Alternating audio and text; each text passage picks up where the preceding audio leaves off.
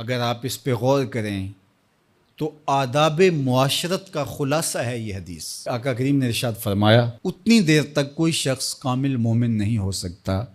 جب تک وہ اپنے مومن بھائی کے لیے وہ پسند نہ کرے جو اپنے لیے پسند کرتا ہے۔ ایک اچھا معاشرہ تشکیل دینے کے لیے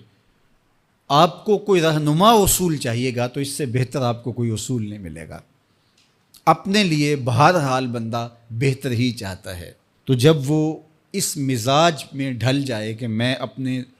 مومن بھائی کے لیے، اپنے معاشرے کے دوسرے افراد کے لیے بھی وہی چاہوں گا، تو پھر مجھے بتاؤ کہ معاشرے کے اندر پھیلتی ہوئی روحانی بیماریاں،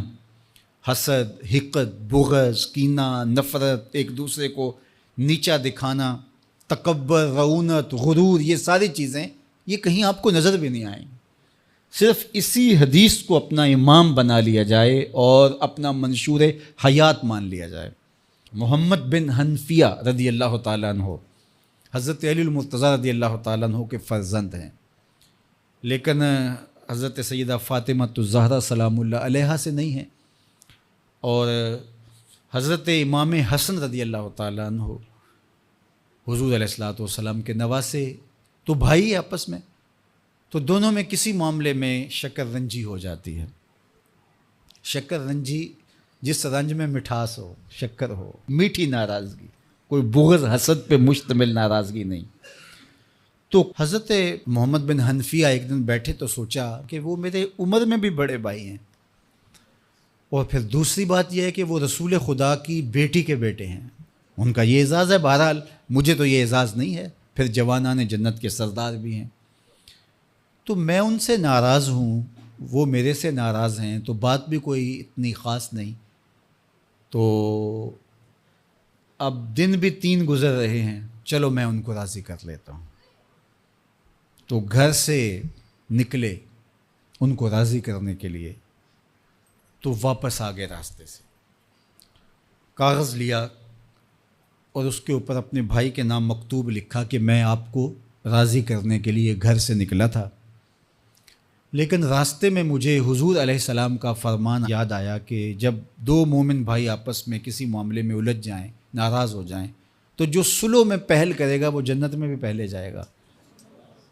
تو میں تو یہ گوارا نہیں کرتا کہ آپ سے پہلے جاؤں، تو میں ناراض ہوں، آپ آئیں اور مجھے منائیں۔ تو حضرت امام حسن نے خط پڑھا اور مسکرانے لگے،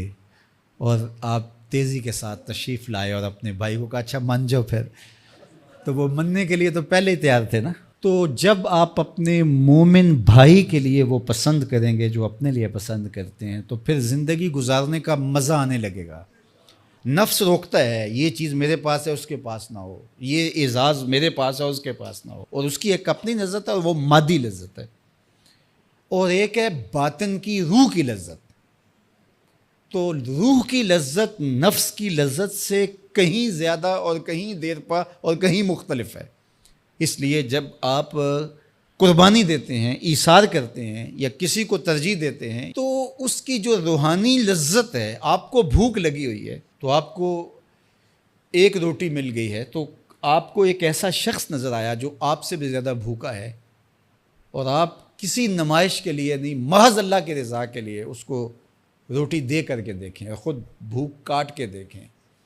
وہ مرغن کھانوں میں سرور نہیں آئے گا جو اس بھوک میں لطف آپ کو آئے گا۔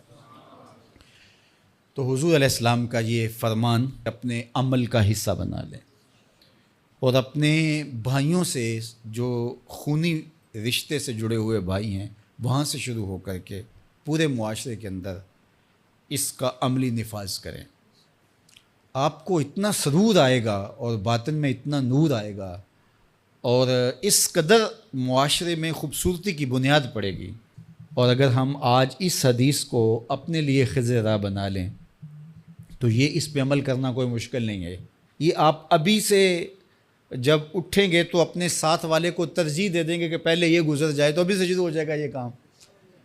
تو یہ آپ گھر میں اپنے بچوں کے ساتھ، اپنی بیوی کے ساتھ، روزمرہ کی زندگی میں جہاں ملازمت کر رہے ہیں، کاروبار کر رہے ہیں، جن دوستوں کے ساتھ کھیل رہے ہیں حتیٰ کہ، تو یہ وہ چیز ہے کہ اس کا آغاز عمل سے پہلے سوچوں سے شروع ہو جاتا ہے۔ کہ آپ کسی کے لیے اچھا سوچنا شروع کرتے ہیں. جو اپنے لیے سوچتے ہیں وہ اپنے بھائی کے لیے بھی سوچیں. ہمارے بزرگ فرمایا کرتے تھے کہ کسی کے ساتھ دوستی کا ایک حق یہ بھی ہے کہ اس کی آخرت کے لیے سوچا جائے